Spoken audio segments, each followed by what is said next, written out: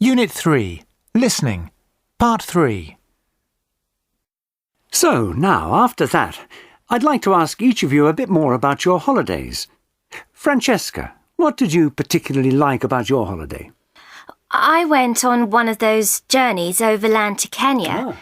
Before that, I always used to go on family holidays, so really it was a complete novelty for me to be able to go off with a friend and a group of other young people of my own age. I mean, really, on my family holidays, we always used to go to the same hotel and lie on the beach and things. This was much more exciting, though, going to really strange places and doing lots of things I hadn't done before. But we were well looked after by the driver and the guide, so we weren't really doing anything very risky. Otherwise, my mum wouldn't have let me go. Sounds interesting.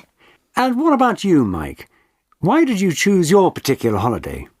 It was the nightlife we went for, really. I went with a couple of my mates, you know, and during the day we just sat around by the pool and were really lazy, unless we made a trip to the beach, which was about 20 minutes away by bus. But after dark, we were down at the discos and clubs partying to the small hours. That sounds like fun. And Sally, what did you like about your holiday? My dad used to be a climber, and when he was younger, we used to go on climbing holidays together.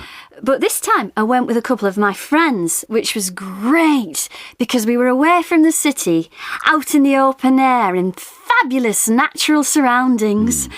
The scenery was amazing, all those big mountain landscapes, and we got lots of great photos. And sleeping out under the stars was wonderful. It was a bit tricky at one moment, though. We just climbed one of the really high peaks, and we were on the way down when a storm came. We had to get down quickly, or we might have been in trouble. So, that was a bit scary.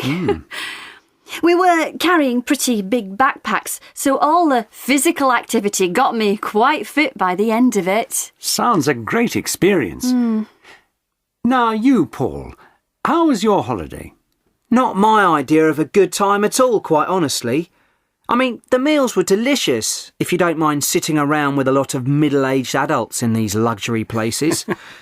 I mean, I found it so boring.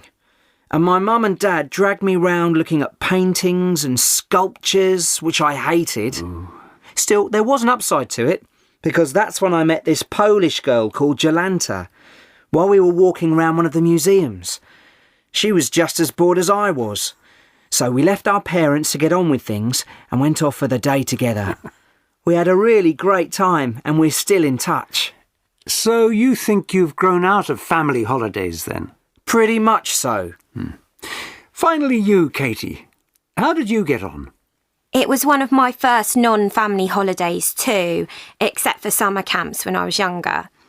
I went backpacking with some friends around Europe and we took trains and buses everywhere and stayed in these really cheap places with lots of other young people from all over the world who were doing the same sort of thing as us.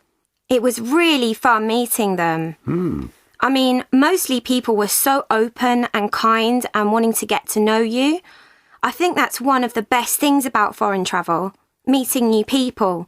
So we've decided to do the same thing again next year. Fantastic. Now, I'd like to ask you all, what do you like about holidays with your friends? And what did you used to enjoy about holidays with your families, perhaps when you were younger?